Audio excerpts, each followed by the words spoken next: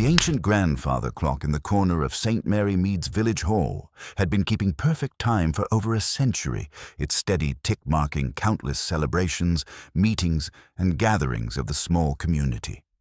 But as the final moments of the old year slipped away on this particular New Year's Eve, something went terribly wrong. The clock struck 13 times, its bronze bell resonating through the festive gathering with an ominous finality that seemed to freeze everyone in place, casting a shadow over what had been, until that moment, a perfectly ordinary village celebration. Miss Jane Marple sat quietly near the refreshment table, her knitting needles clicking softly as she observed the gathering with the gentle attention she always paid to human nature. The village hall had been decorated with modest care by Mrs. Dorothy Whitfield, the self-appointed social coordinator, whose determination to maintain standards had resulted in tasteful greenery and carefully arranged flowers. The guest list represented the cream of local society: Dr. Marcus Pemberton and his much younger second wife Vivian, whose striking red dress had already prompted several disapproving glances from the more conservative ladies present. Colonel James Hartwell, recently retired from military service and still adjusting to civilian life with varying degrees of success. Mrs. Eleanor Blackwood, the wealthy widow who had moved to the village 6 months ago and whose generous donations to local causes had quickly secured her social acceptance. Young Timothy Morrison, the earnest bank clerk whose obvious infatuation with Sarah Whitfield, the organizer's pretty daughter, provided gentle amusement for the older residents, and Mr. Lionel Croft, the village solicitor whose sharp business practices had earned him both prosperity and a certain wariness from his neighbors. The 13th chime had barely faded when Mrs. Whitfield laughed nervously, moving toward the ancient timepiece with visible concern. "How very peculiar," she murmured, her fingers trembling slightly as she examined the clock face. "Old Mr. Henderson serviced this just last month. It's never done anything like this before." Her voice carried a forced lightness that didn't quite mask an underlying anxiety, and Miss Marple noticed how several guests exchanged meaningful glances, as if the irregular chiming had confirmed some private fear or expectation. Dr. Pemberton, a distinguished man whose medical reputation was matched only by his reputation for marrying considerably younger women, stepped forward with professional concern. "Perhaps something's come loose in the mechanism, Dorothy. These old clocks can be temperamental." His wife Vivian remained seated, her champagne glass untouched, her gaze fixed on something beyond the tall windows with an expression that might have been anticipation or dread. Miss Marple observed that the young woman seemed oddly detached from the proceedings, her beautiful face pale despite her carefully applied cosmetics. Colonel Hartwell, whose military bearing remained impeccable despite his civilian clothes, cleared his throat meaningfully. 13 chimes at midnight, he said slowly, his voice carrying the authority of someone accustomed to being heard. "There's an old superstition about that, isn't there? Something about death coming before the new year properly begins." Mrs. Blackwood, elegant in black silk with pearls gleaming at her throat, snorted dismissively at his words, though Miss Marple noticed how the widow's hands clenched involuntarily in her lap. Young Timothy Morrison, who had been standing hopefully near Sarah Whitfield, shifted uncomfortably and stammered, "Surely that's just old nonsense, Colonel. Clocks break down all the time." But his voice lacked conviction, and his eyes darted nervously around the room as if expecting some terrible confirmation of the superstition. As the guests debated the significance of the irregular chiming, Miss Marple's attention was drawn to Mr. Croft, who had been standing near the hall's side entrance throughout the evening. The solicitor appeared unusually agitated, frequently checking his pocket watch and glancing toward the door with obvious impatience. She had noticed him earlier, engaged in what appeared to be a heated, whispered conversation with Mrs. Blackwood, their heads bent close together in a manner that suggested urgent, private business rather than social pleasantries. The lights flickered suddenly, plunging the hall into momentary darkness that drew gasps and nervous laughter from the assembled company. When the illumination returned, several things had changed. The side door stood slightly ajar, admitting a cold draft that set the decorative streamers dancing. Mr. Croft was no longer visible anywhere in the hall, and there was a distinct sound of breaking glass from somewhere near the entrance. Mrs. Whitfield hurried toward the side door, her concern now genuine rather than social. "The wind must have blown it open," she called over her shoulder, but her voice faltered as she reached the threshold. A thin cry escaped her lips, and she stepped back quickly, her hand pressed to her mouth in horror. The assembled guests crowded toward the door, and what they discovered in the small anteroom beyond destroyed any remaining festive spirit. Mr. Lionel Croft lay crumpled on the floor beside an overturned chair, his evening clothes disheveled and a dark stain spreading across his white shirt front. A heavy brass letter opener, which normally resided on the hall's reception desk, lay beside his outstretched hand, its ornate handle gleaming dully in the electric light. Dr. Pemberton immediately knelt beside the fallen man, his professional instincts overriding social protocol, but after a brief examination he shook his head gravely. "I'm afraid there's nothing to be done," he announced quietly. "He's been dead for several minutes at least." Miss Marple remained in the background, her keen eyes taking in details that others missed in their shock. The curious fact that Mr. Croft's shoes showed no signs of moisture despite the snowy evening, the way Mrs. Blackwood had gone very pale and was gripping her pearl necklace with white knuckles, and the small, almost triumphant smile that had flickered briefly across Vivian Pemberton's face before settling into an appropriate expression of horror. The clock that had struck 13 seemed to have marked not just the end of the old year, but the beginning of something far more sinister in the quiet village of St. Mary Mead. The shock of discovery gave way to the practical necessities that death always demands. Colonel Hartwell, his military training asserting itself in the crisis, immediately took command of the situation with brisk efficiency. "Nobody is to leave the premises," he announced firmly, positioning himself near the main entrance like a sentry. "Dr. Pemberton, can you determine approximately when this occurred?" The doctor, rising from his examination with obvious reluctance, brushed dust from his knees and considered carefully. "Difficult to be precise without proper instruments, Colonel, but I would estimate no more than 15 or 20 minutes. The body is still quite warm." Mrs. Whitfield, her carefully orchestrated evening now transformed into a nightmare, wrung her hands as she surveyed her guests with mounting distress. "I simply cannot understand how this could have happened," she repeated, her voice rising with each iteration. "Mr. Croft seemed perfectly normal when he arrived. He spoke with several people, had refreshments, appeared entirely well." Her daughter Sarah moved to comfort her mother, though the young woman's own face was pale with shock and something that might have been recognition of how thoroughly their quiet village life had been shattered. Miss Marple had quietly repositioned herself where she could observe both the anteroom and the assembled guests, her knitting forgotten in her lap as she noted the various reactions to the tragedy. Mrs. Blackwood had withdrawn to a corner chair, her elegant composure maintained, but her hands trembling as they worried at her pearl necklace. The wealthy widow's eyes kept darting toward the side door, though she made no move to approach the scene.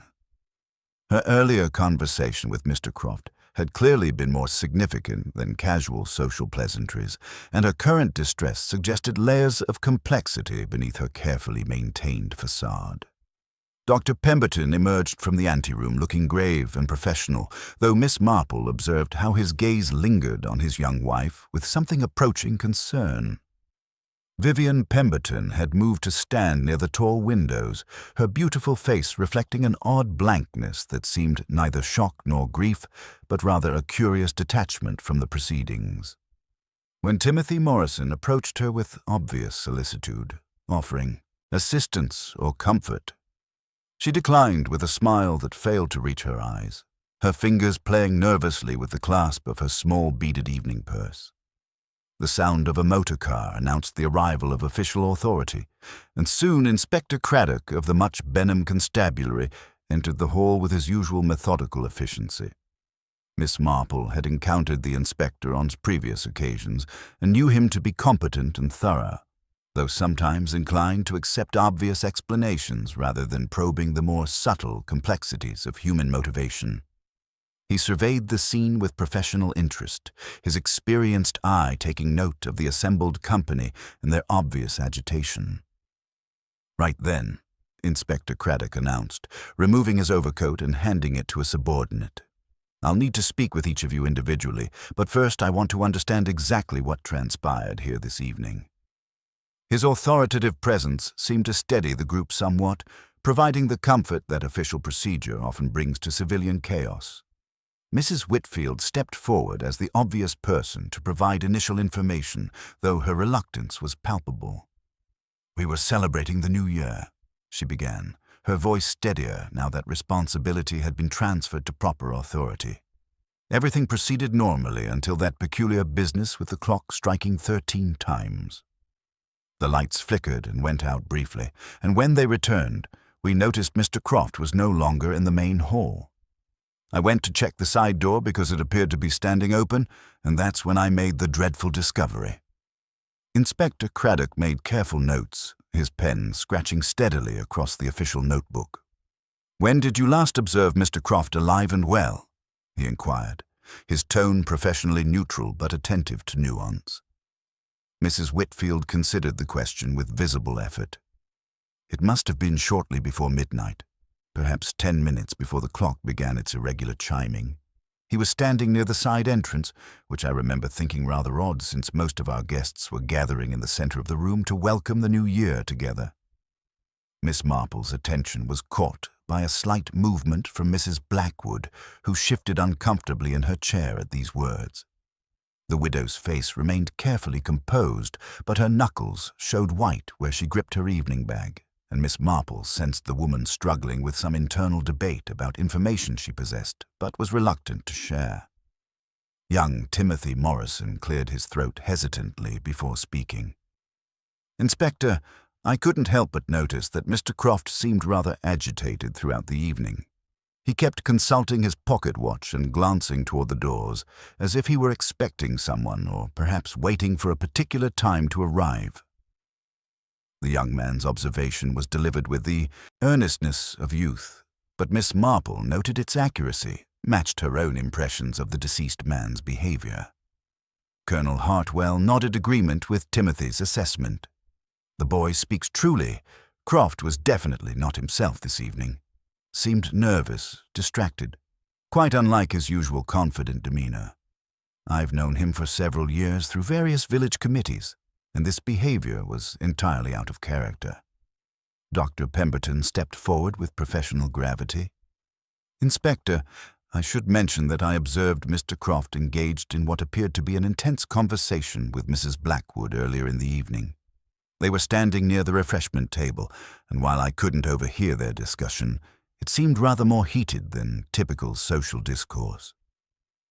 All attention turned toward Mrs. Blackwood, who straightened in her chair with visible effort to maintain her composure. "Mr. Croft did approach me this evening," she admitted, her cultured voice carefully controlled despite the obvious strain. "He wished to discuss certain business matters, property investments he claimed required urgent attention. I informed him that New Year's Eve was hardly appropriate for such conversations and suggested he contact me during proper business hours." Inspector Craddock's pen paused in its steady scratching. "And how did Mr. Croft respond to that suggestion?" he asked, his tone remaining carefully neutral while his eyes sharpened with professional interest. Mrs. Blackwood hesitated for just a moment too long before answering, and Miss Marple filed away that telling pause for future consideration. "He seemed disappointed but accepted my position. That was our final exchange." The response was probably truthful as far as it went, Miss Marple reflected, but clearly incomplete. The conversation she had witnessed had appeared far more contentious than a simple scheduling disagreement, and Mrs. Blackwood's obvious discomfort suggested significant details were being deliberately omitted. Inspector Craddock surveyed the assembled group with growing professional interest. The evening's events were revealing a pattern of unusual behavior and tense interactions that suggested Mr. Croft's death might well be connected to more complex motives than simple robbery or random violence. The investigation was only beginning, but already the foundations were being laid for what promised to be a most intricate puzzle of human nature and hidden resentments. Inspector Craddock's examination of the anteroom revealed several puzzling details that seemed to contradict the obvious assumptions about Mr. Croft's death. The brass letter opener, ornate with its serpent-shaped handle, bore no visible fingerprints despite its polished surface, suggesting the killer had either worn gloves or carefully wiped the weapon clean. More curious still was the position of the body, which indicated Mr. Croft had been facing his attacker when struck, yet there were no defensive wounds on his hands or signs of struggle in the small space. Miss Marple had quietly positioned herself where she could observe both the crime scene and the reactions of the assembled guests. Her knitting lay forgotten in her lap as she noted how Inspector Craddock's trained eye lingered on seemingly insignificant details. The overturned chair positioned at an odd angle, the broken stem of a champagne flute beneath the coat rack, and most tellingly, the completely dry soles of Mr. Croft's evening shoes despite the snowy conditions outside. The side door hung ajar barely an inch, admitting cold air that should have left some trace of moisture. Yet the deceased man's footwear showed no signs of having ventured into the winter night. "Constable Miller," Inspector Craddock directed quietly, "please note that Mr. Croft's pocket watch appears to be missing. There's a clear impression on his waistcoat where a chain would rest, but no timepiece."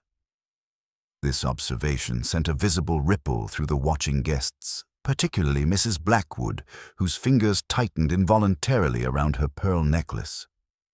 Dr. Pemberton stepped forward with professional gravity. "Inspector, I should perhaps clarify something about my earlier conversation with Mr. Croft. Several weeks ago, he approached me regarding what he described as a promising investment opportunity involving property development in the area. The terms seemed remarkably favorable, almost surprisingly so, and I was seriously considering participation in the scheme." His admission carried an undertone of embarrassment, as if he now regretted his near involvement in whatever business the solicitor had been promoting. This revelation prompted Mrs. Blackwood to rise from her chair with obvious reluctance.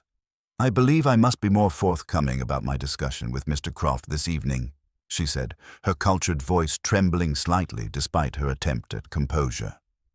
"When I moved to St. Mary Mead 6 months ago, I engaged his services not only for the purchase of my cottage, but also to investigate certain investment opportunities. Tonight he was pressing me about a property development scheme that he claimed required immediate decision and substantial capital investment." Inspector Craddock's pen moved steadily across his notebook. "And what was your response to this urgency, Mrs. Blackwood?" The widow hesitated, her fingers working nervously at her necklace. "I'd grown increasingly concerned about the legitimacy of his proposals. My late husband was involved in business, and I learned to recognize when financial arrangements seemed overly complex or potentially questionable. I had decided to seek independent advice before proceeding with any investment, and I informed Mr. Croft of this decision tonight." Colonel Hartwell cleared his throat meaningfully. "I should mention, Inspector, that Mr. Croft contacted me as well regarding these investment opportunities. He suggested that participation in his development scheme could significantly improve my pension income, promising returns that seemed frankly unrealistic. I declined his proposal, partly because of those unrealistic promises, and partly because something about his manner struck me as not entirely trustworthy." Young Timothy Morrison shifted uncomfortably before adding, "Mr. Croft handled some banking matters for village residents through his legal practice. My position at the bank brought me into professional contact with him, and I noticed he had been making unusual inquiries about property values and financing options. His documentation was always thorough, sometimes excessively so, as if he were trying to make questionable transactions appear legitimate." Miss Marple had been listening to these revelations with growing interest, her seemingly innocent blue eyes missing nothing. During a brief lull in the questioning, she approached Sarah Whitfield, who was arranging teacups with nervous energy. "Such a terrible shock for your mother, dear," Miss Marple murmured sympathetically. "I noticed Mr. Croft seemed rather agitated earlier this evening, constantly checking his watch. Did you happen to observe anything unusual about his behavior?" Sarah glanced toward the inspector before lowering her voice. "He kept looking toward the side door, Miss Marple, as if he were expecting someone. And just before the lights flickered, I saw him near the electrical cupboard in the anteroom. The door was open and there was light inside. I thought perhaps he was looking for the washroom, but now I wonder if he was doing something with the fuse box." This detail caught Miss Marple's attention immediately. She had observed how conveniently the power failure had coincided with Mr. Croft's disappearance from the main hall, and the possibility that someone had deliberately manipulated the electrical system opened intriguing possibilities about the timing of the murder. Inspector Craddock had overheard this exchange and approached the two women. "Miss Whitfield, you mentioned seeing Mr. Croft near the electrical cupboard. Did you observe anyone else in that area this evening?" Sarah considered carefully. "Mrs. Pemberton was in the cloakroom just before the lights went out. I noticed because of her lovely perfume, and that beaded purse of hers kept catching on the coat hooks. She seemed to be having some difficulty with it." All attention turned toward Vivian Pemberton, who had remained by the windows throughout the proceedings with an oddly detached expression. When questioned, she confirmed visiting the cloakroom but denied any knowledge of the electrical cupboard or the side door. Her responses were delivered with a bright politeness that seemed to deflect rather than illuminate, and Miss Marple noted how the young woman's fingers continued to play nervously with the clasp of her beaded evening purse. As the initial questioning concluded, Inspector Craddock surveyed the assembled group with professional interest. The evening had revealed a web of business relationships and financial motives that went far beyond simple legal services. Mr. Croft appeared to have been actively soliciting investments from multiple village residents, and his aggressive pursuit of capital suggested either desperate financial circumstances or deliberately fraudulent intentions. Either possibility provided ample motive for murder, particularly if someone had discovered the true nature of his schemes and confronted him about their potential losses. Miss Marple settled back into her chair, her knitting needles resuming their gentle clicking as she processed the information she had gathered. The missing pocket watch, the deliberately darkened hall, the investment scheme that had ensnared multiple villagers, and the curious behavior of several guests all formed pieces of a puzzle that was beginning to reveal its underlying pattern. Someone among them had decided that Mr. Croft's business practices warranted the ultimate penalty, and the 13th chime of the ancient clock had marked not just the end of the old year, but the end of a man whose greed had finally encountered justice. Inspector Craddock's systematic examination of the crime scene revealed troubling inconsistencies that suggested Mr. Croft's death had been far from spontaneous. The electrical cupboard that Sarah Whitfield had observed showed clear evidence of deliberate tampering, with scratches around the main switch indicating it had been turned off and hastily restored. More significantly, a thorough search of the anteroom and surrounding areas had failed to locate Mr. Croft's leather briefcase, which several witnesses confirmed he had carried into the hall that evening with considerable emphasis on its importance. The missing briefcase troubled Inspector Craddock considerably, particularly when Mrs. Whitfield confirmed that Mr. Croft had mentioned carrying urgent legal documents requiring immediate signatures. "He seemed quite insistent about conducting business this evening," she explained nervously. "Said something about legal deadlines that couldn't wait until after the holiday. I thought it rather inappropriate for a social gathering, but he was most persuasive about the urgency." This revelation prompted further admissions from the assembled guests. Mrs. Blackwood stepped forward with obvious reluctance, her earlier composure now strained.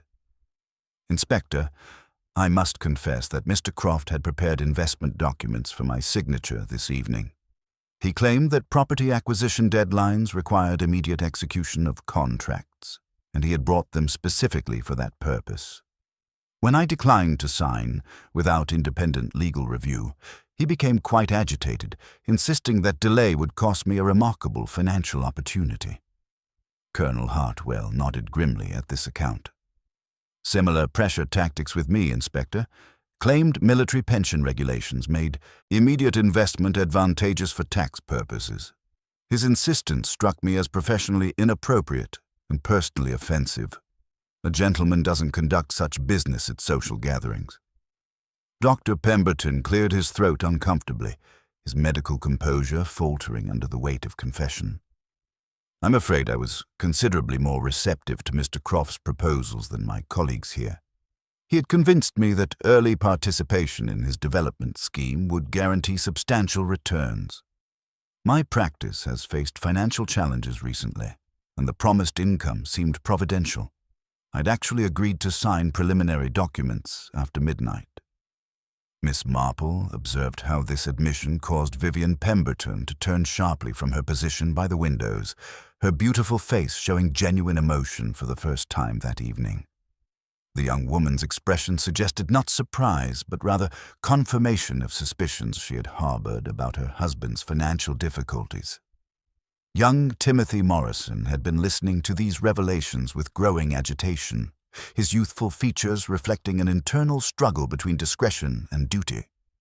Finally, he stepped forward, hesitantly.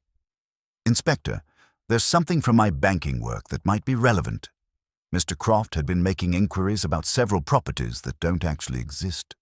He requested valuations and financing information for developments that appeared legitimate on paper but had no corresponding real estate records. When I mentioned these discrepancies to my supervisor, we decided to investigate further before processing any loan applications. The impact of this revelation was immediate and devastating. Mrs. Blackwood gasped audibly, her hand flying to her pearl necklace. "Are you suggesting the entire investment scheme was fraudulent? That the properties he was promoting were completely fictitious?" Timothy nodded reluctantly, his voice gaining strength as he continued. "I'm afraid so, Mrs. Blackwood. The documentation was expertly prepared, but the actual properties described in the contracts simply don't exist. Anyone who invested would have lost their entire contribution with no legal recourse."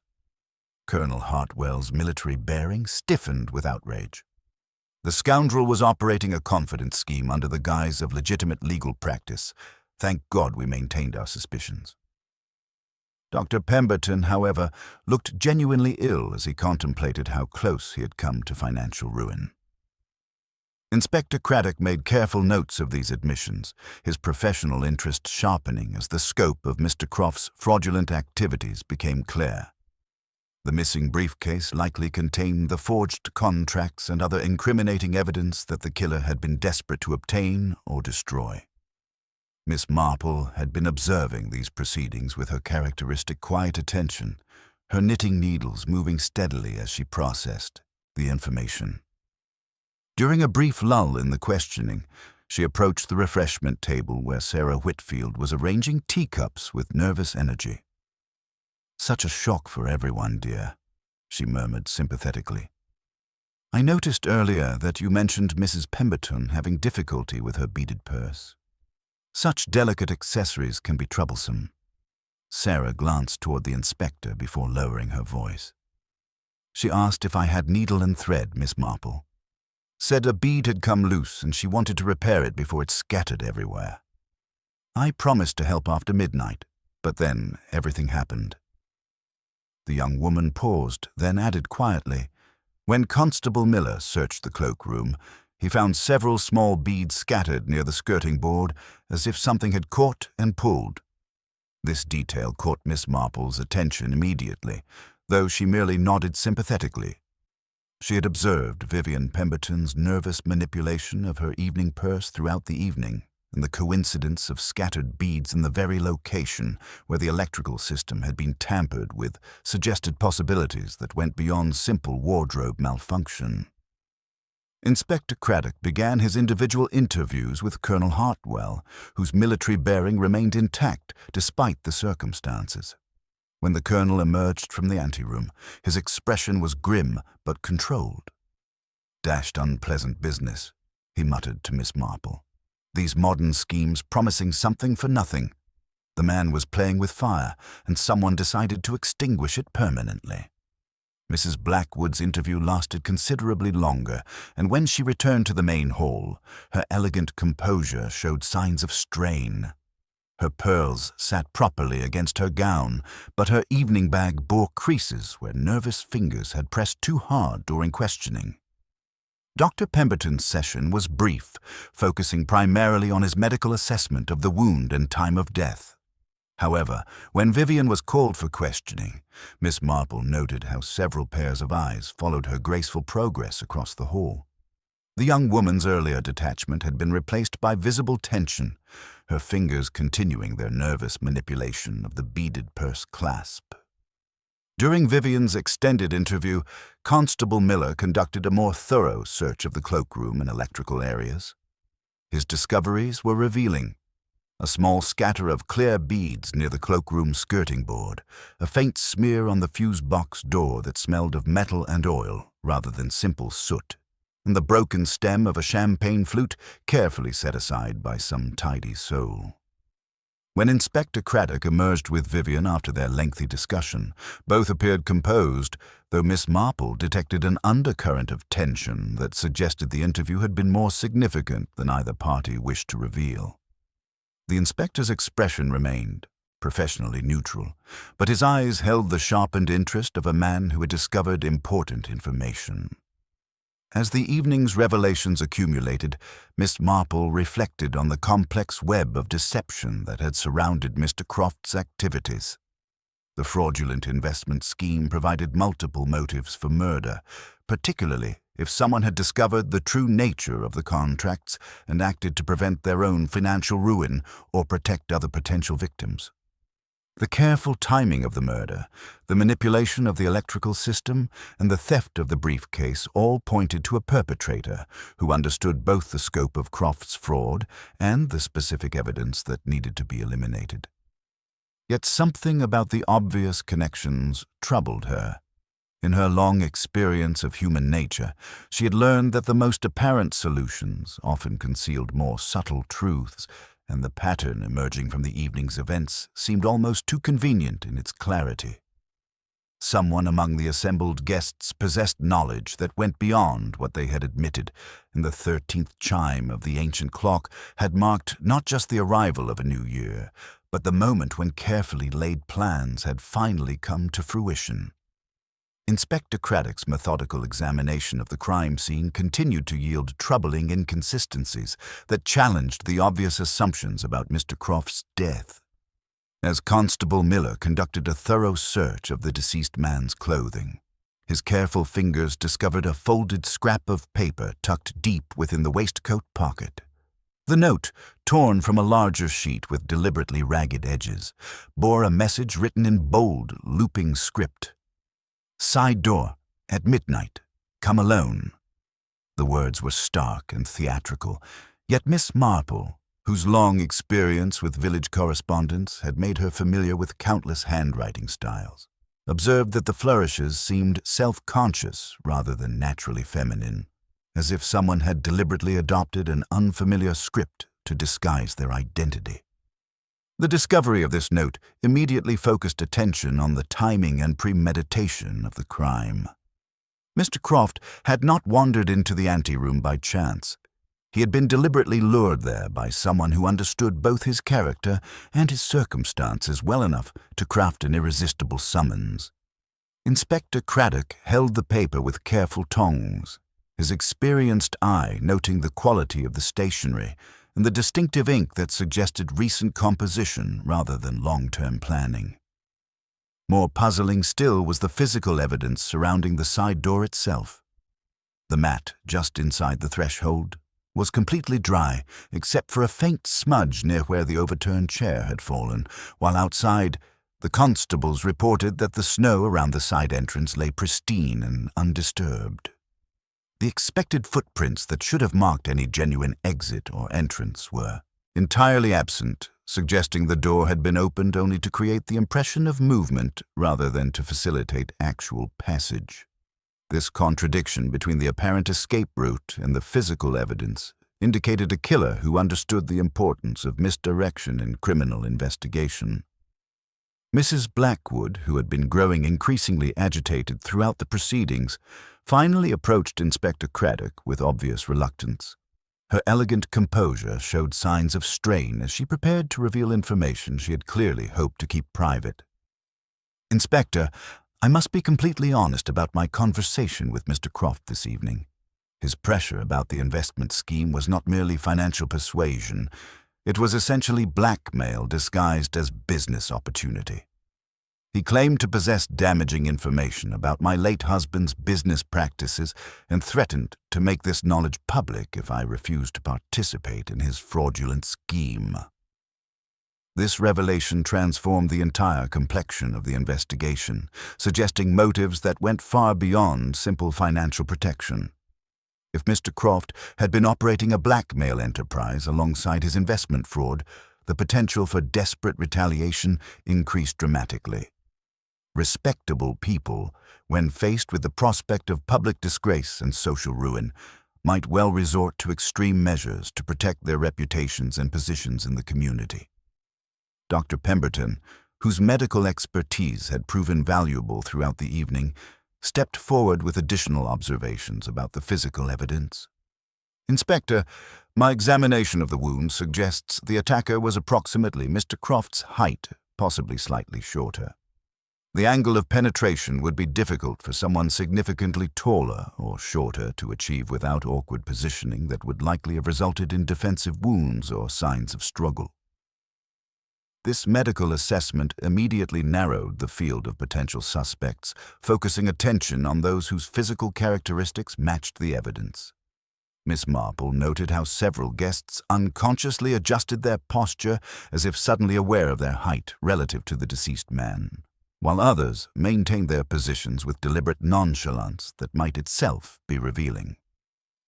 Meanwhile, Constable Miller's continued search of the cloakroom area yielded additional evidence that complicated the emerging picture. Hidden behind the electrical panel, he discovered several clear beads matching those scattered near the skirting board, along with a torn fragment of black fabric that bore traces of what appeared to be blood and metal filings. The fabric showed signs of having been snagged by sharp metal edges, consistent with hasty contact with the electrical equipment during the power manipulation that had darkened the hole at the crucial moment. Miss Marple had been observing these developments with her characteristic quiet attention, her knitting needles moving steadily as she processed the accumulating information.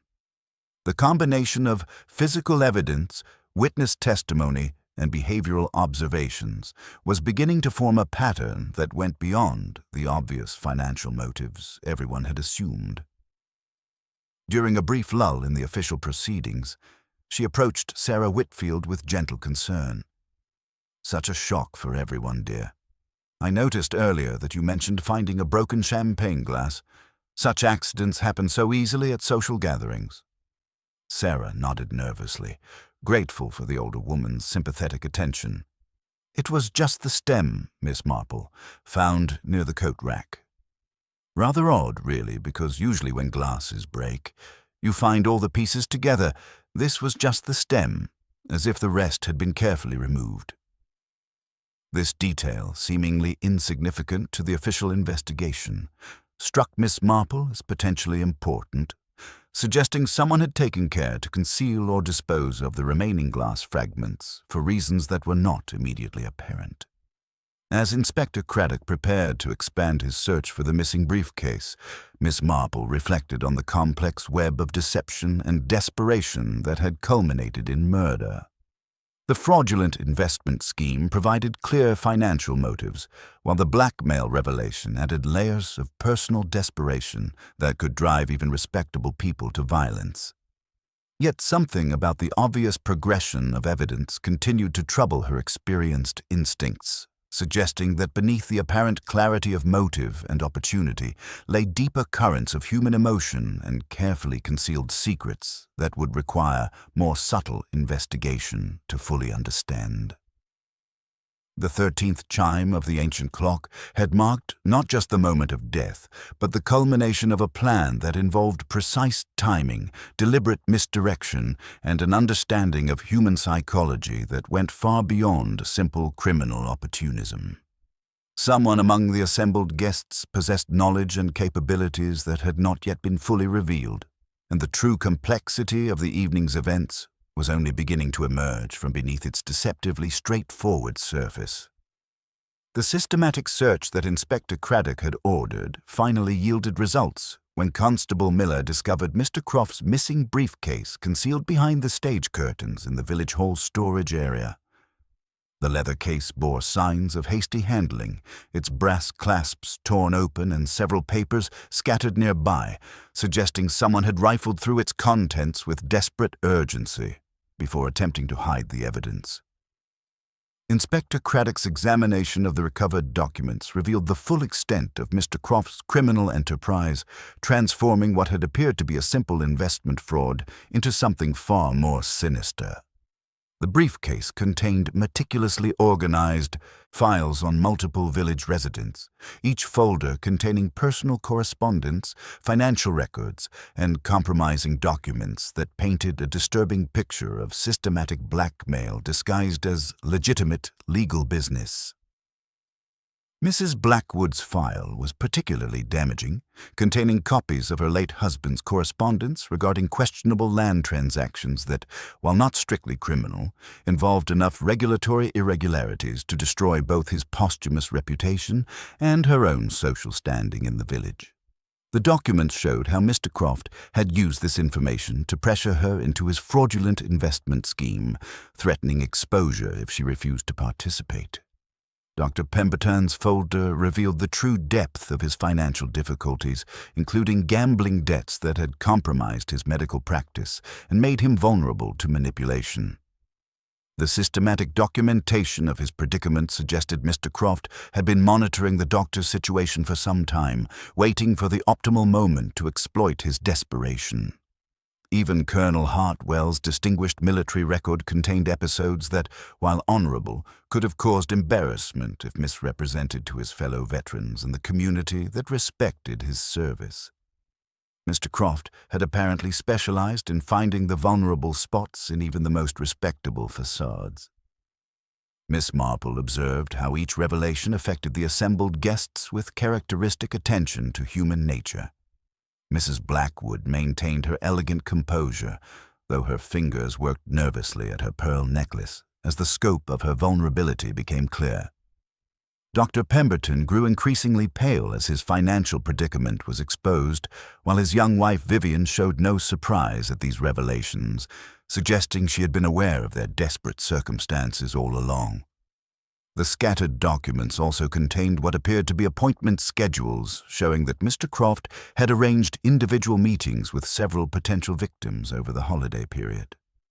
His methodical approach to blackmail had been designed to extract maximum financial benefit, while maintaining the appearance of legitimate business transactions, using the New Year's Eve gathering as perfect cover for conducting multiple negotiations under social circumstances that would deflect suspicion.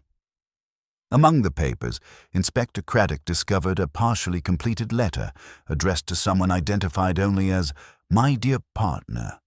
The fragmentary text suggesting Mr. Croft had been working with an accomplice who provided information about potential victims and helped coordinate the timing of his various schemes. The letter's tone indicated familiarity and trust, suggesting the partnership had been both profitable and long-standing. This revelation prompted renewed scrutiny of the assembled guests, as Inspector Craddock considered which among them might have possessed the intimate knowledge of village affairs necessary to support Mr. Croft's blackmail enterprise. The information in his files was too detailed and personal to have been gathered by casual observation. Someone with access to private conversations, correspondence, and confidential records had been feeding him intelligence about their neighbors' vulnerabilities. Miss Marple's attention was particularly drawn to Vivian Pemberton, whose detached behavior throughout the evening and apparent lack of surprise at revelations about her husband's financial difficulties suggested knowledge that went beyond what an innocent spouse might possess. The young woman's nervous manipulation of her beaded evening purse had continued throughout the proceedings, and Miss Marple noted that several more beads had scattered across the floor, creating a small trail that seemed to mark her growing distress. When Inspector Craddock announced his intention to examine more closely the physical evidence found behind the electrical panel, Vivian's composure finally showed signs of strain. The clear beads matching those from her purse, along with the torn fragment of black fabric bearing traces of blood and metal filings, created a direct connection between her presence and the electrical tampering that had provided cover for the murder. "Mrs. Pemberton," Inspector Craddock said quietly, "we found these beads near the fuse box, along with this piece of fabric that appears to match your evening dress. Can you explain how they came to be there?" Vivian's beautiful face grew pale, and her fingers trembled as she attempted to repair the damaged clasp of her evening purse. "I'm afraid my purse has been troublesome all evening, Inspector.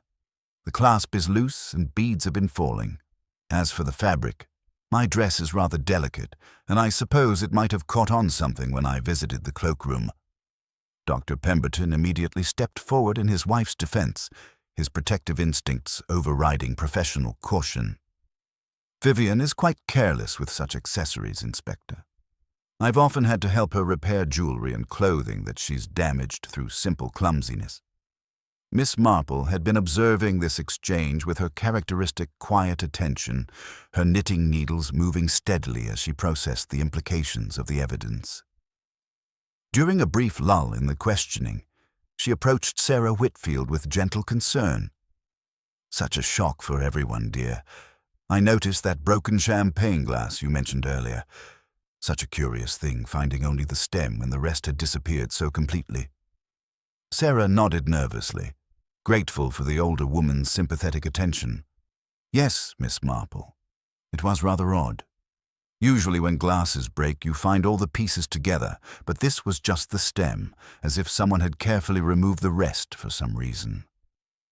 This seemingly insignificant detail struck Miss Marple as potentially important, suggesting someone had used the glass bowl for a specific purpose before disposing of it carefully. Her long experience with village life had taught her that the most innocent domestic items could serve unexpected purposes when people found themselves in desperate circumstances. As Inspector Craddock prepared to expand his investigation into the partnership angle revealed by the recovered documents, Miss Marple reflected on the complex web of deception and desperation that had culminated in murder. The systematic blackmail operation provided clear motives for violence, while the physical evidence was beginning to point toward a killer who had used intimate knowledge of the village hall's layout and electrical system to create the perfect opportunity for murder. The discovery of Mr. Croft's files had transformed the investigation from a simple case of financial desperation into something far more complex, involving betrayal of trust, exploitation of vulnerability, and the kind of calculated cruelty that could drive even respectable people to extreme measures. The 13th chime of the ancient clock had marked not just the moment of death, but the exposure of secrets that would forever change the relationships and assumptions that held the community together. Someone among the assembled guests possessed knowledge that went far beyond what they had admitted, and the true complexity of the evening's events was only beginning to emerge from beneath its deceptively straightforward surface. The investigation was entering a new phase where the focus would shift from obvious motives to the more subtle dynamics of partnership, betrayal, and the desperate measures people would take to protect themselves when their carefully constructed lives began to collapse around them. The atmosphere within the village hall had shifted from outrage to an uneasy, watchful quiet, as though the very walls were listening to secrets they had harbored for too long. Inspector Craddock, satisfied that no one would be permitted to leave until his investigation was complete, directed Constable Miller to continue guarding the stage storage area, while he turned his attention to the ancient grandfather clock that stood sentinel in the far corner. Its steady tick now seemed exaggerated, a measured heartbeat audible beneath the murmur of nervous conversations, and Mrs. Whitfield hovered nearby with obvious anxiety, smoothing decorative ribbons that needed no attention while glancing repeatedly at the clock face as if willing it to return to proper behavior through sheer force of determination. Miss Marple, who had never believed in coincidence where human intention might be involved, watched the timepiece with mild but focused interest. Her long experience with village life had taught her that mechanical failures often coincided suspiciously with human crises, and the 13th chime had been too perfectly timed to be mere accident. "It did strike 13, Inspector Craddock remarked thoughtfully, positioning himself close enough to the clock to feel the echo of its internal mechanism. "Curious thing for such a well-maintained timepiece, but there's usually a reason when old machines misbehave so dramatically." He paused, his head tilted in concentration, and Miss Marple noted his attention to a faint irregularity, not in the strike mechanism, which had long since fallen silent, but in the clock's internal whisper, a soft, intermittent scraping sound that clearly did not belong to normal operation. "If I might make a suggestion, Inspector," Miss Marple said gently, her hands folded over quiet knitting needles. "These lovely old long-case clocks are particular about what's placed inside their mechanisms. Our late verger used to complain that children would hide sweets in the church clock, causing all manner of irregular behavior. Perhaps an examination of the interior might prove illuminating. The case is usually kept locked, of course." Mrs. Whitfield flushed deeply and produced a small brass key from her chatelaine with obvious reluctance. "Mr. Henderson services it monthly, but I do keep the master key for decorating purposes and general maintenance. One simply must, with all the arrangements and seasonal displays." The lock turned with a decisive click, and she swung open the wooden door to reveal the pendulum's steady sweep and the neat brass mechanisms above. Immediately, there was a collective intake of breath from the watching group. Just where the strike linkage rose toward the bronze bell, something metallic gleamed incongruously among the carefully maintained clockwork. A pocket watch, suspended by its chain and wedged tightly into the delicate mechanism. The chain was substantial and unmistakably masculine, and when Inspector Craddock reached in carefully to free the obstruction, the watch fell into his palm with dull, accusing weight. "Good Lord," Colonel Hartwell muttered, his military composure faltering. Even Dr. Pemberton's professional reserve cracked as he leaned forward for a better view. The timepiece was handsome and clearly expensive, its silver case bearing the kind of personal engraving that marked it as irreplaceably individual. "That's Croft's watch," the doctor confirmed flatly. He consulted it constantly throughout the evening, checking the time with obvious anxiety. Inspector Craddock opened the case with careful precision. The white enamel dial stared back with bland innocence, but the hands had stopped at precisely 1 minute past midnight, and a hairline scratch scored the protective glass.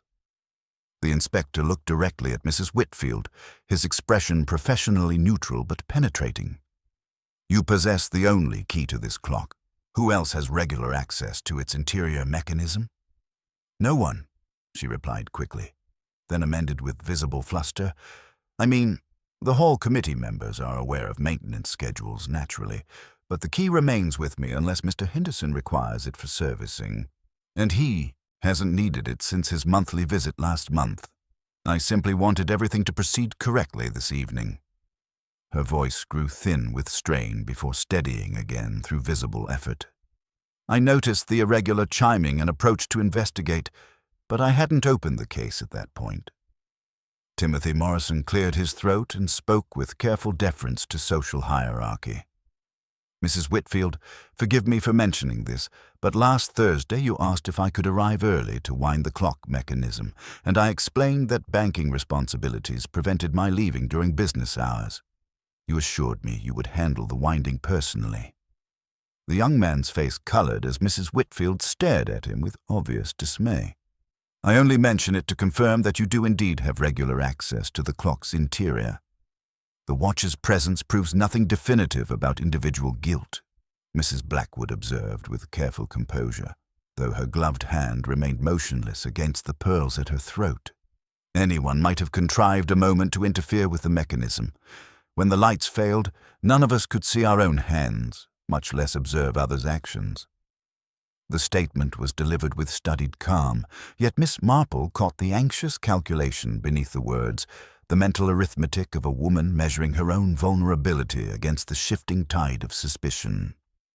Inspector Craddock cradled the recovered timepiece and spoke clearly for his constable's notation. Miller, record that the watch stopped at 1 minute past midnight. If this obstruction was placed before the hour struck, it could easily have disrupted the strike mechanism, causing 13 chimes instead of 12 to draw attention, followed by convenient darkness to create opportunity.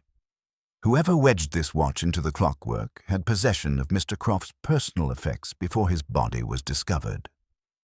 Which means, Colonel Hartwell concluded grimly, the killer took the watch first, then used it to create that damned superstitious nonsense as a diversion. He offered Miss Marple a brief, almost apologetic nod for his strong language. A faint, acrid scent tugged at Miss Marple's memory. Paper singed rather than fully burned, the distinctive fragrance of hasty disposal in an otherwise tidy environment. She turned her head slightly, following the subtle trail to where the winter greenery arrangement stood near the stage curtains where Mr. Croft's briefcase had been concealed. The seasonal decorations appeared perfectly normal, holly leaves glossy under the electric lights, but at the base of one arrangement, something brittle and darkened protruded from beneath the carefully arranged sprigs.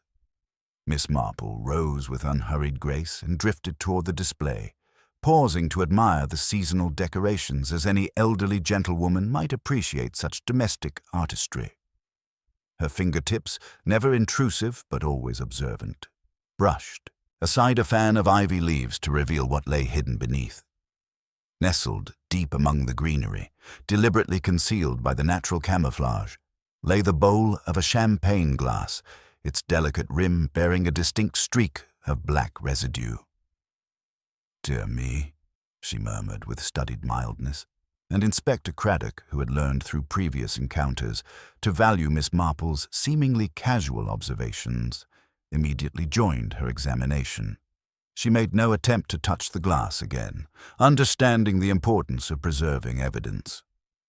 Perhaps, Inspector, someone required a means of handling something awkward without marking their fingers. It would have been so very dark during the electrical failure. Inspector Craddock produced his clean handkerchief and carefully lifted the glass bowl, the black smear immediately transferring to the white linen. "Soot or electrical grime," he confirmed tersely. This would provide excellent insulation for a hand manipulating live electrical switches in darkness and haste. His gaze moved deliberately toward Vivian Pemberton, then away again with professional restraint, as if reminding himself not to be led prematurely by the most obvious trail of evidence. Miss Marple, watching faces with her characteristic attention to human nature, observed how Vivian exhaled almost imperceptibly, as if some pressure had shifted by the smallest degree. Dr. Pemberton's jaw tightened with protective concern, while across the room, Sarah Whitfield's hand found the chair back beside her and gripped the wood as though it might provide courage or stability in an increasingly uncertain world. The investigation was revealing layers of deception and careful planning that went far beyond simple, desperate improvisation, suggesting a killer who understood both human psychology and mechanical precision in equal measure. The recovery of the champagne glass bowl with its telltale electrical residue had shifted the investigation into a new phase of methodical precision, as Inspector Craddock recognized that they were dealing with a killer who possessed both intimate knowledge of the village hall's layout and sufficient mechanical understanding to orchestrate the evening's events with theatrical timing. The glass, with its distinctive black smear, provided concrete evidence of premeditation rather than spontaneous violence, and Miss Marple observed how this realization had altered the subtle dynamics among the assembled guests, each now acutely aware that someone among their number had planned Mr. Croft's death with considerable sophistication. Inspector Craddock, whose experience with rural crimes had taught him the value of systematic reconstruction, gathered the company closer to the center of the hall and began a careful review of each person's movements during the crucial minutes surrounding midnight.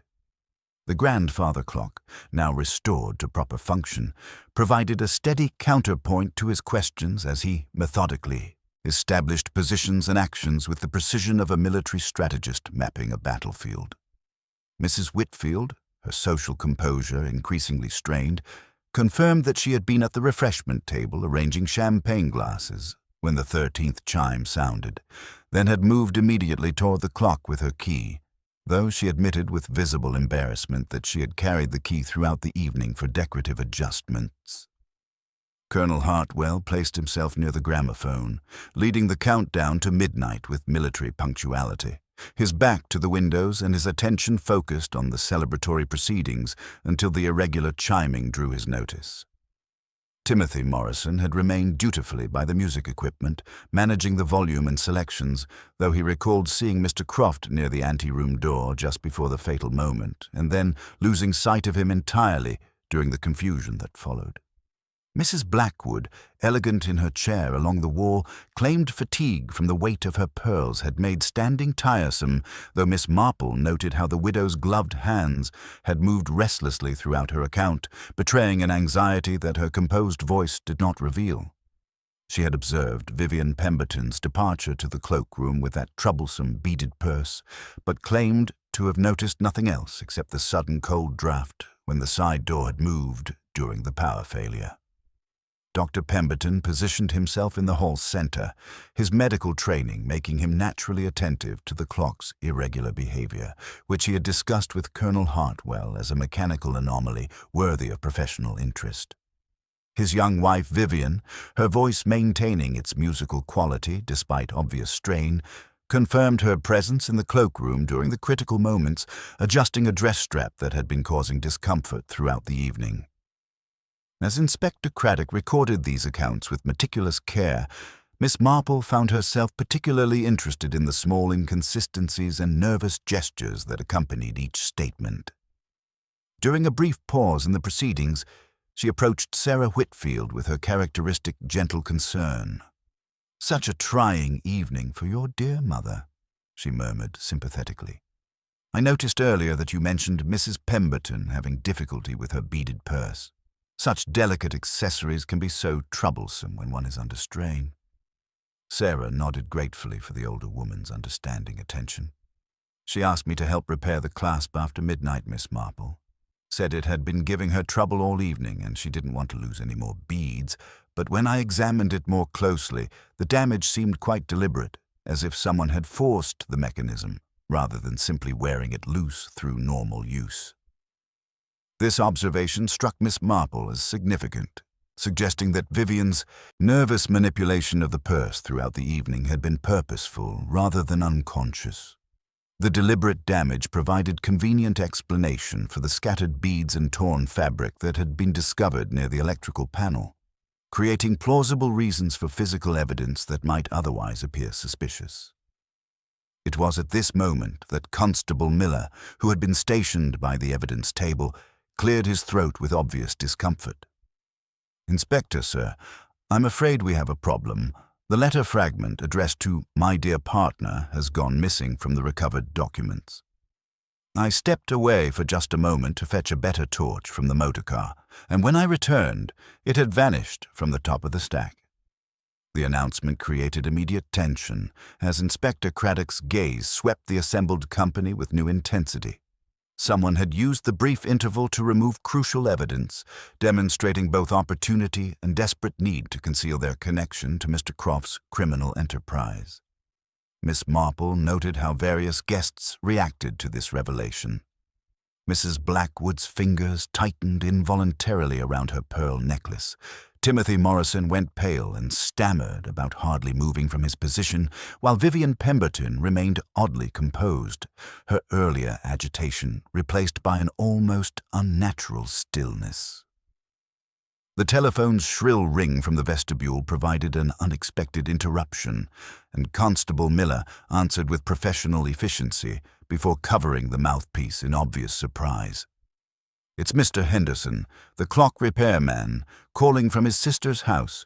He says someone telephoned him this afternoon asking hypothetically how one might make a grandfather clock strike 13 times at midnight without damaging the mechanism." Inspector Craddock's attention sharpened immediately. Did he recognize the voice? Miller listened intently before responding. "He says it was a lady, educated and younger than himself. She mentioned helping with decorations and wanting to avoid clumsy interference with the clockwork. He remembers because it seemed such an unusual request for someone involved in party preparations." This revelation created a ripple of unease through the assembled company as the scope of premeditation became increasingly clear. Someone had not only planned Mr. Croft's murder, but had researched the theatrical elements designed to create confusion and misdirection. The 13th chime had been carefully orchestrated to suggest supernatural intervention or mechanical failure, deflecting attention from the very human calculations that had made it possible. Miss Marple observed how this latest development affected each suspect differently, noting particularly how Vivian Pemberton's composed facade finally showed signs of strain, her beautiful face growing pale as the implications of the telephone call became clear. The investigation was approaching its climax, where accumulated evidence would either confirm the obvious suspect or reveal the more subtle deceptions that had been carefully constructed to mislead the authorities. The ancient clock continued its steady ticking, marking time toward a resolution that would expose not just a killer, but the complex web of desperation and betrayal that had made murder seem like the only solution to an impossible situation. The implications of Mr. Henderson's telephone call settled over the assembled company like a shroud, and Inspector Craddock's methodical gaze moved from face to face as he considered which among them possessed both the knowledge and desperation necessary to orchestrate such an elaborate deception. The evidence against Vivian Pemberton had accumulated with damning consistency. The scattered beads, the torn fabric, the electrical tampering, and now the confirmation that a young, educated woman had specifically inquired about manipulating the grandfather clock's chiming mechanism. Yet Miss Marple, whose long experience with human nature had taught her to distrust convenient solutions, found herself increasingly troubled by the very obviousness of the trail that led so directly to the doctor's beautiful young wife. Inspector Craddock opened his notebook with deliberate precision and addressed the assembled group with professional gravity. The evidence suggests that Mr. Croft's death was planned with considerable sophistication by someone who understood both the mechanical systems of this hall and the psychological impact of theatrical timing. The telephone inquiry to Mr. Henderson confirms that the 13th chime was deliberately orchestrated to create confusion and misdirection. His eyes settled on Vivian Pemberton, whose composed facade had finally begun to show signs of strain. "Mrs. Pemberton, I must ask you directly, did you make that telephone call?" Vivian's voice, when she finally spoke, carried the musical quality that had charmed the village since her arrival, though now it trembled with barely controlled emotion. "Inspector, I have never spoken to Mr. Henderson in my life. The very suggestion that I would involve myself in such mechanical complexities is absurd. I can barely manage the clasp on this troublesome evening purse, much less manipulate electrical systems and clockwork mechanisms." Dr. Pemberton stepped forward immediately in his wife's defense, his medical composure strained by protective instincts. "Inspector, surely you can see that my wife lacks both the technical knowledge and the physical capability for such an enterprise. The evidence may appear to point in her direction, but appearances can be deceiving, particularly when someone wishes to create that very impression." Miss Marple's knitting needles had resumed their gentle clicking, but her attention remained focused entirely on the subtle dynamics playing out before her. During a brief lull in the questioning, she approached the refreshment table where Sarah Whitfield continued to arrange teacups with nervous energy that seemed disproportionate to the simple domestic task. "Such a shock for your dear mother," Miss Marple murmured sympathetically. "I noticed earlier how concerned she was about every detail of the evening's arrangements. Such dedication to ensuring everything proceeded according to plan." Sarah nodded gratefully for the older woman's understanding attention, though her hands trembled as she straightened the already perfect display. "Mother worked so hard to make this evening special, Miss Marple. She planned every detail for weeks, consulted with everyone who might help ensure nothing would go wrong. She even spoke with Mr. Henderson about the clock's maintenance schedule to make certain it would chime midnight properly for our celebration."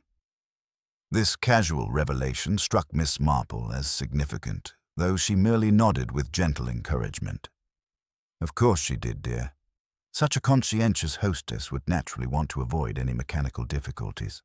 I'm sure she researched every aspect of the evening's requirements." Meanwhile, Inspector Craddock had been conducting a more thorough examination of Mr. Croft's recovered pocket watch, and his discovery sent a visible ripple of shock through the assembled company.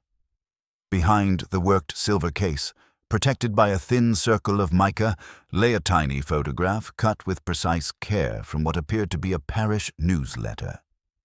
The miniature image showed Sarah Whitfield as she had appeared at the summer fête, her head thrown back in startled laughter, sunlight catching her hair, wearing the white dress with its distinctive embroidered collar.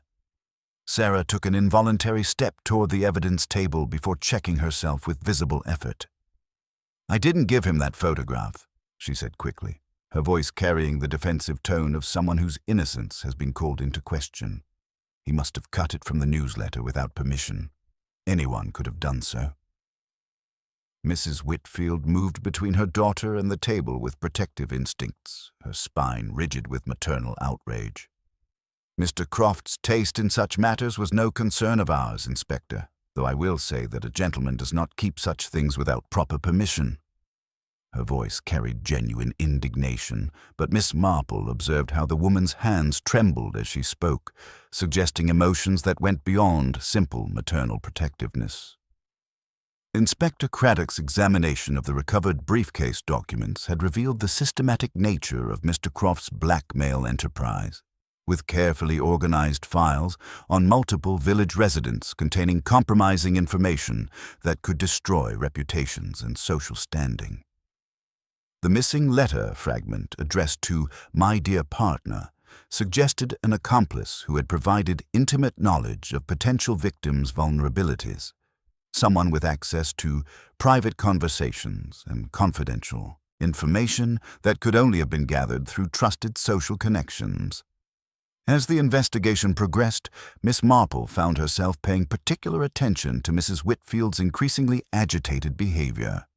The woman's distress seemed to encompass more than disappointment about a disrupted social gathering, and her repeated emphasis on having planned every detail of the evening with meticulous care suggested a level of control that extended beyond normal hostess duties. When Constable Miller reported finding traces of recently burned paper in the hearth behind the stage curtains, Mrs. Whitfield's face grew pale with something that might have been recognition rather than surprise.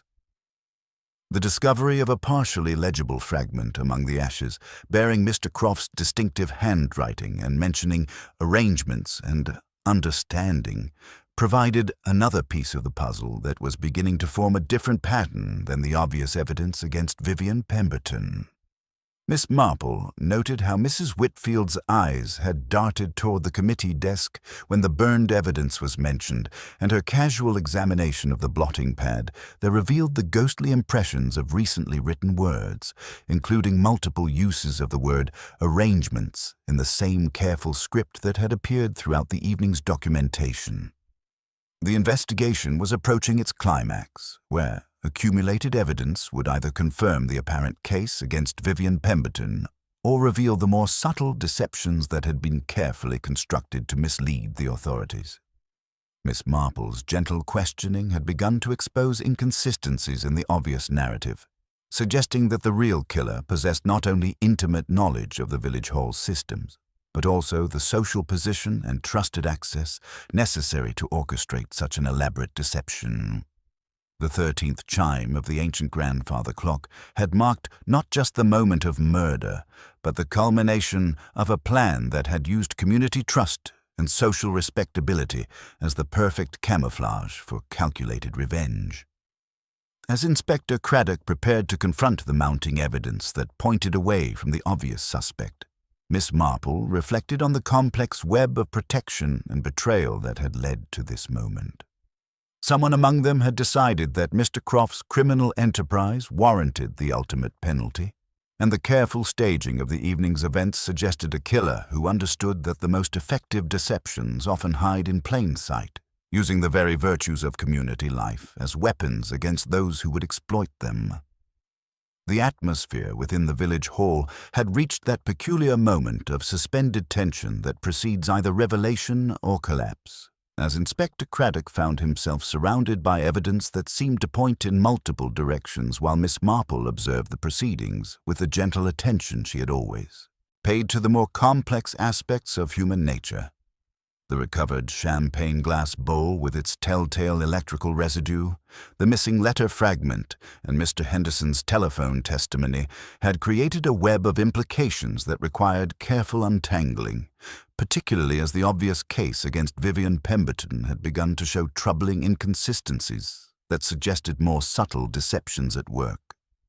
Miss Marple rose from her chair with unhurried grace, her knitting needles falling silent as she moved toward the committee desk where the blotting pad lay with its ghostly impressions of recently written words. "Inspector," she said in her mild, conversational tone, "I wonder if I might trouble someone for a soft pencil. In my experience, blotting paper has an unfortunate tendency to remember things that people would prefer to forget."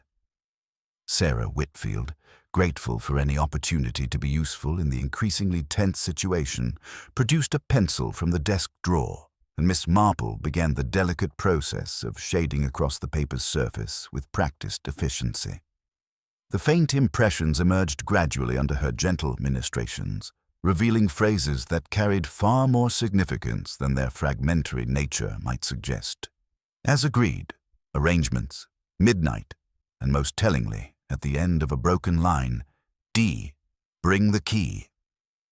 The revelation sent a visible ripple through the assembled company, particularly affecting Mrs. Whitfield, whose carefully maintained composure showed the first signs of genuine strain as the implications of the recovered text became clear to everyone present.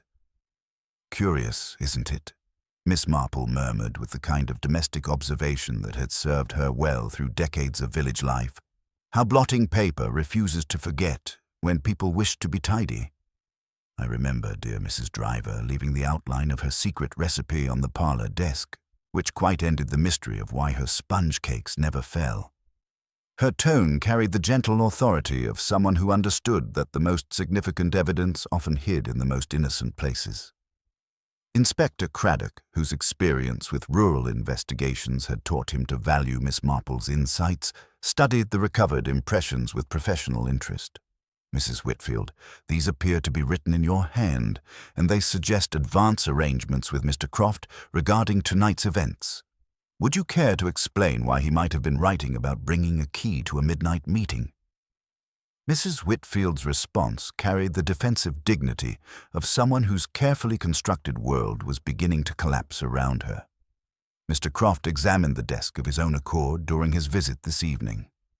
"I mentioned that the hall's keys are kept on my chatelaine for security purposes, and that Mr. Henderson maintains the clock mechanism. If he chose to make notes about these arrangements, I cannot be held responsible for his documentation." Miss Marple's gentle smile remained unchanged as she continued her methodical exposition. "Of course, dear, but there's also the matter of the telephone call to Mr. Henderson about manipulating the clock mechanism, and the curious way certain evidence has been arranged to suggest Mrs. Pemberton's guilt while concealing the true perpetrator's involvement." She paused, allowing her words to settle before continuing with inexorable kindness.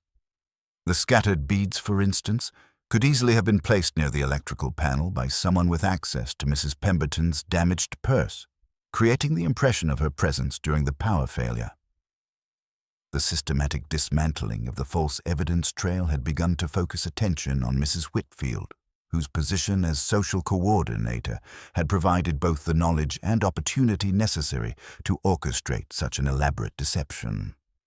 Miss Marple's attention turned toward the recovered briefcase documents which had revealed the full scope of Mr. Croft's criminal enterprise and the systematic blackmail that had made multiple village residents vulnerable to his manipulation. The missing letter fragment addressed to my dear partner is particularly significant, Miss Marple observed, as it confirms that Mr. Croft was working with an accomplice who provided intimate knowledge of potential victims' vulnerabilities. Someone with access to private conversations, social connections, and personal secrets would be invaluable to such an enterprise, particularly someone whose position in the community made such knowledge seem natural rather than suspicious. Mrs. Whitfield's face had grown increasingly pale as the implications of Miss Marple's reasoning became clear, and her hands trembled as she attempted to maintain her dignity under the gentle but penetrating scrutiny. The photograph of Sarah found in Mr. Croft's pocket watch had provided the final piece of the puzzle, revealing not just the blackmailer's methods, but the specific threat that had driven a respectable woman to desperate measures. Miss Marple's final test was delivered with the psychological precision that had served her well in previous investigations. "Inspector," she said clearly, "I believe we now have sufficient evidence to reconstruct the evening's events." Mrs. Whitfield discovered that Mr. Croft possessed compromising information about her daughter Sarah, and when his blackmail demands became intolerable, she arranged to meet him in the anteroom at midnight. The note was written in a disguised hand to ensure he came alone, while the champagne glass bowl provided protection when she manipulated the electrical switches to create darkness for the attack. The confession, when it finally came, emerged with the exhausted relief of someone who had carried an impossible burden for too long. Mrs. Whitfield sank into the nearest chair, her carefully maintained facade crumbling as she spoke in a voice barely above a whisper. "He threatened Sarah with exposure of something that would have destroyed her reputation and her future. The photograph in his watch, the suggestions he made about expanding his interests beyond financial matters. I realized what kind of man he truly was, and I knew I had to protect my daughter." Inspector Craddock stepped forward with professional gravity, though his expression showed understanding of the maternal desperation that had driven an otherwise respectable woman to murder. "Mrs. Whitfield, are you confessing to the death of Mr. Lionel Croft?" She nodded slowly, her hands folded in her lap with resigned dignity. "I arranged the meeting using the forged note, wedged his pocket watch into the clock mechanism to create the superstitious distraction of 13 chimes, and used the electrical failure as cover for the attack. I took his briefcase to prevent further harm to innocent people, though I realize now that such measures could never truly protect anyone from the consequences of his evil." Sarah moved toward her mother with tears streaming down her face, while the assembled company absorbed the tragic reality that their respected social coordinator had committed murder to protect both her daughter and her community from a predator who had hidden his true nature behind the respectability of legal practice. Miss Marple observed the scene with the sadness that always accompanied her exposure of human weakness and desperation, reflecting on how the 13th chime of the ancient grandfather clock had marked not just the arrival of a new year, but the moment when a mother's love had transformed into a weapon against forces that threatened everything she held dear. The investigation had revealed not just a murder, but the complex web of vulnerability and exploitation that could flourish even in the most respectable communities when trust was betrayed and innocence became a commodity for those willing to profit from others' desperation. The weight of Mrs. Whitfield's confession settled over the village hall like a shroud, yet Miss Marple found herself troubled by details that refused to align with the neat conclusion everyone seemed eager to accept. Her knitting needles had fallen silent in her lap as she observed the assembled company with the gentle attention that had served her so well through decades of understanding human nature. And something in the careful arrangement of evidence continued to whisper of deeper deceptions that had not yet been fully exposed. Inspector Craddock had begun the formal procedures that Mrs. Whitfield's confession required, his professional demeanor masking the sympathy he felt for a mother driven to such desperate measures, when Miss Marple's mild voice interrupted with the diffident politeness that often preceded her most penetrating observations. "If you'll forgive me, Inspector, there are one or two small matters that trouble me about this evening's events. In my experience, when the pieces of a puzzle seem to fit too perfectly, it's often because someone has been very careful about how they've been arranged." Mrs. Whitfield looked up with weary resignation, her confession having drained her of the energy needed to maintain her social composure, yet Miss Marple's next words carried a kindness that seemed to offer unexpected hope rather than further condemnation.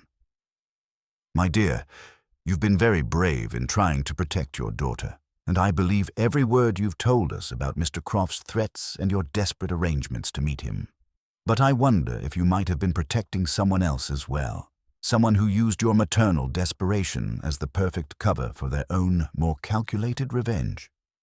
The suggestion sent a ripple of unease through the assembled guests as Inspector Craddock's pen paused over his notebook, and his experienced instincts recognized the subtle shift that often preceded Miss Marple's most significant revelations. Sarah Whitfield raised her tear-stained face with dawning hope, while Mrs. Blackwood's elegant composure showed the first signs of genuine strain, her gloved fingers tightening almost imperceptibly around her pearl necklace. Miss Marple's gentle gaze settled on the recovered evidence with the methodical attention she had always paid to domestic details that others might overlook. "The timing has troubled me from the beginning, you see. Mr. Croft was observed consulting his pocket watch repeatedly throughout the evening, yet for his timepiece to disrupt the clock's mechanism and create that theatrical 13th chime, it would have needed to be wedged into the works before midnight struck. How did you come to possess his watch before he died?"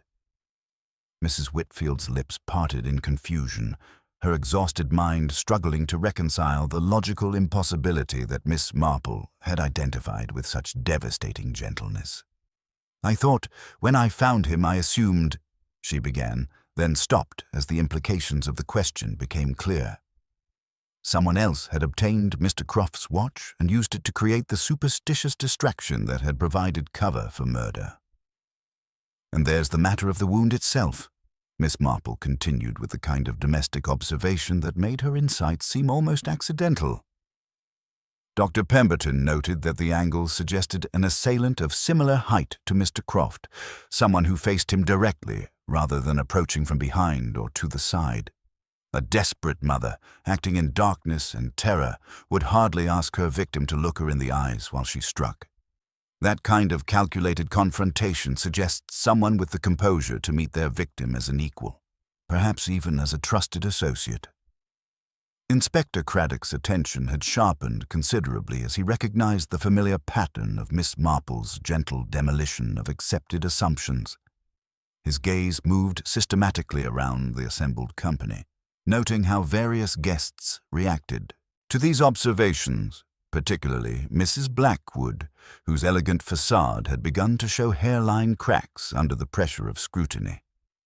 The missing letter fragment addressed to "My dear partner" had been troubling Miss Marple since its disappearance, and she approached this crucial evidence with the methodical patience that had always characterized her investigations. The partnership that Mr. Croft's correspondence revealed was clearly of long-standing and mutual benefit. Someone with intimate knowledge of village affairs had been providing him with the personal information that made his blackmail so devastatingly effective.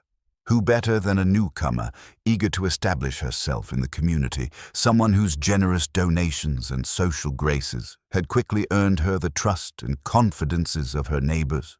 Mrs. Blackwood's composure finally cracked under the weight of Miss Marple's inexorable logic, her cultured voice carrying a slight tremor as she attempted to maintain her dignity. "Miss Marple," Surely you're not suggesting that I would involve myself in such sordid business as blackmail and fraud. My position in this community has been built on respectability and charitable service. Indeed it has, my dear, Miss Marple replied with the kind of gentle understanding that made her accusations all the more devastating. And what better cover could there be for gathering the intimate details of people's lives? Your generous donations to local causes, your interest in everyone's welfare, your position as a trusted confidant, all of these provided perfect opportunities to learn the secrets that Mr. Croft required for his criminal enterprise. The revelation that had been building throughout the evening finally crystallized as Miss Marple continued her methodical exposition. The telephone call to Mr. Henderson about manipulating the clock mechanism came from someone described as educated and younger than himself, someone concerned with decorations and mechanical precision.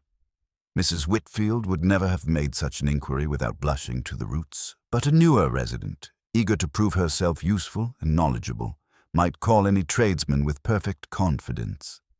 Inspector Craddock, whose respect for Miss Marple's insights had grown through their previous encounters, stepped forward with professional authority.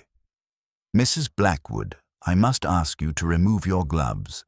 The evidence suggests that whoever manipulated the electrical system would bear traces of soot and metal filings that might still be visible." The elegant widow's hands trembled slightly as she began unbuttoning the fine kid gloves with deliberate care, her movements betraying the kind of reluctance that confirmed Miss Marple's suspicions.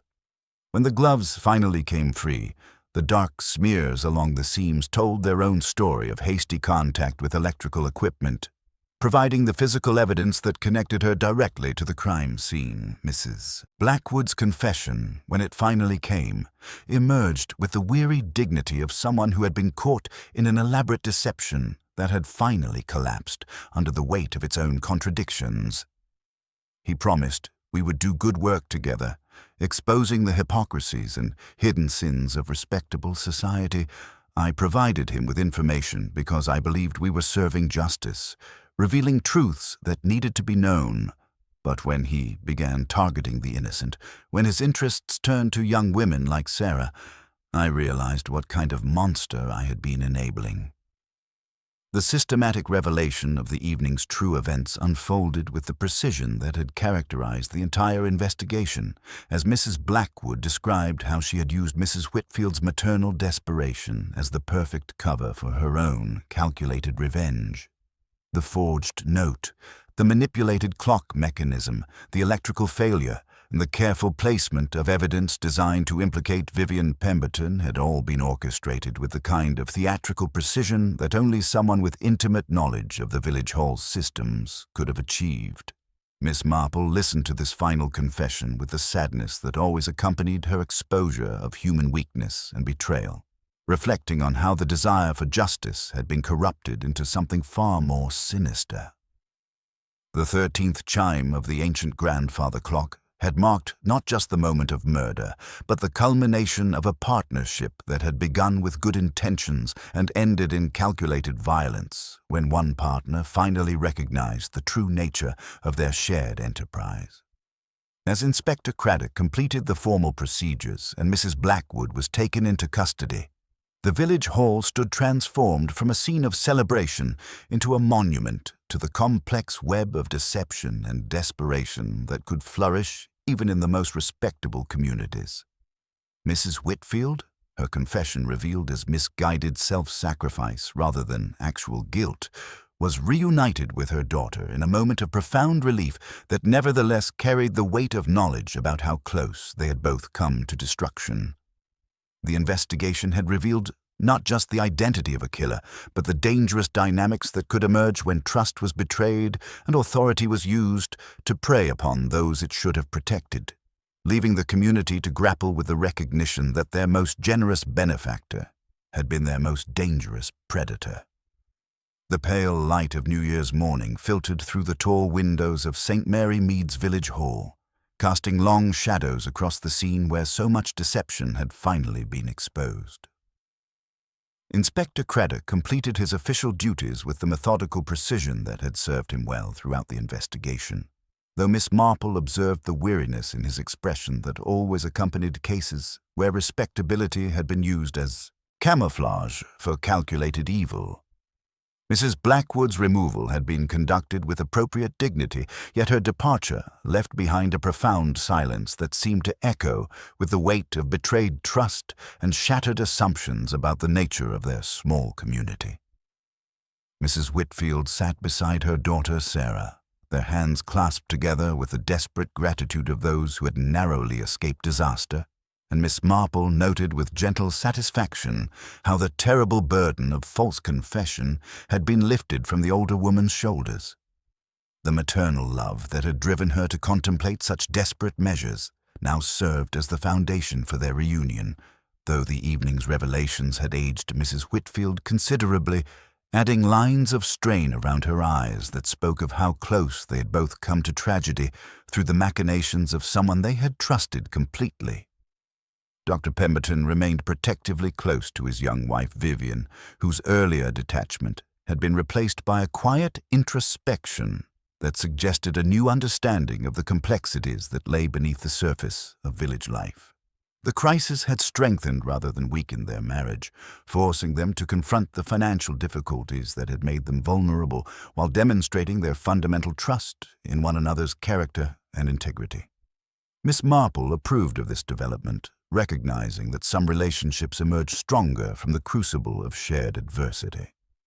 As the last of the official procedures concluded, Inspector Craddock approached Miss Marple with the mixture of gratitude and professional respect that had characterized their previous collaborations. "Miss Marple, there are still one or two details I'd like to understand completely. Your explanation last night was brilliant, but I confess some of the finer points of timing and evidence still puzzle me." Miss Marple's gentle smile carried the modest satisfaction of someone whose understanding of human nature had once again proven valuable in exposing truth beneath carefully constructed deceptions. "Of course, Inspector. The key was recognizing that Mrs. Blackwood had created an elaborate theatrical performance designed to implicate Mrs. Whitfield while concealing her own involvement. The watch, for instance, could not have been placed in the clock mechanism after Mr. Croft's death, as Mrs. Whitfield's confession suggested. The 13th chime required the obstruction to be in place before midnight struck." Inspector Craddock nodded thoughtfully. "And the physical evidence against Mrs. Pemberton?"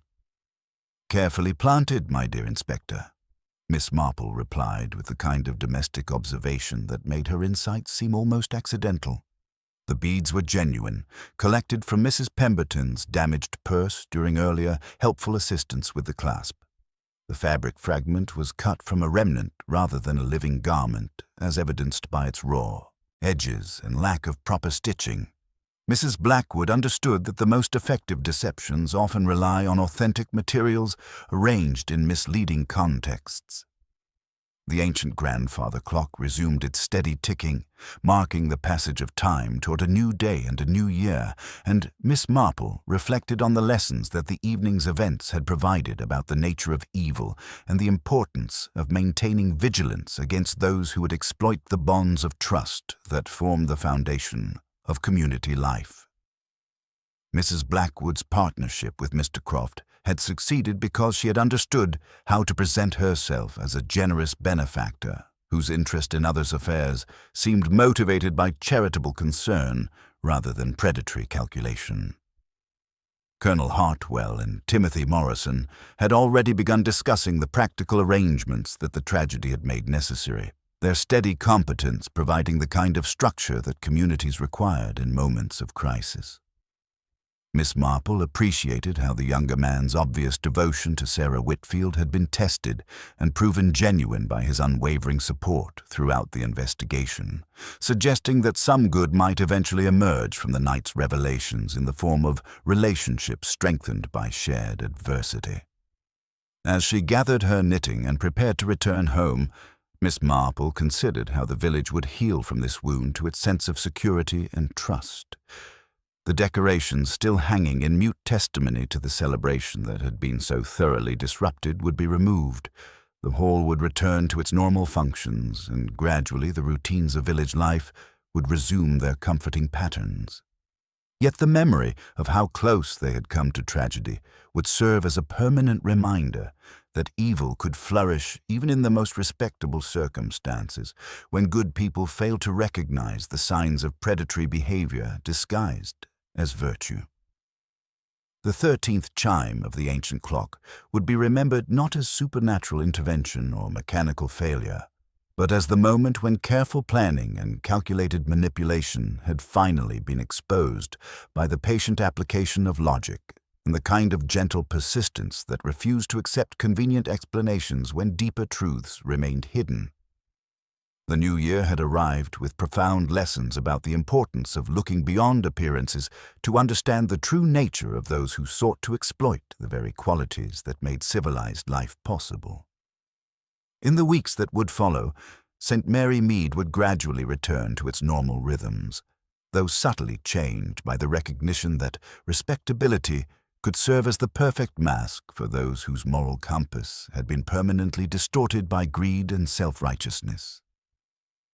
Miss Marple walked slowly toward the exit, her steps unhurried and thoughtful, carrying with her the quiet satisfaction of having once again demonstrated that human nature, in all its complexity and contradiction, remained ultimately comprehensible to those who observed it with sufficient patience and understanding. The village would endure, as villages always did, wiser perhaps for having confronted the darkness that could lurk beneath even the most carefully maintained facades.